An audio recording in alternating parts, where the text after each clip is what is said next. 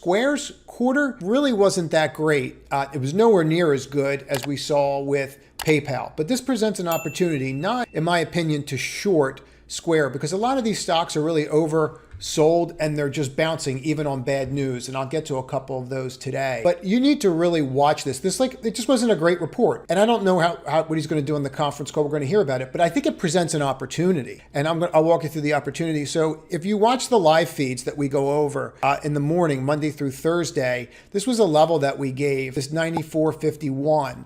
Now look at this today. Okay, we went exactly to that level, bounced, formed a reversal pattern, 1, 2, 3, reversal, kicked, and then just went. So I think tomorrow that this could sell down on Square. And if you get a fast day down, then you could see people step in and buy PayPal. And that's where I would go with this. I would be using the weakness in Square, which will take down those names in tandem, to buy PayPal. That came out and said they're going to buy $15 billion worth of their stock back. They're raising expectations a little bit. They grew at 9% in payroll.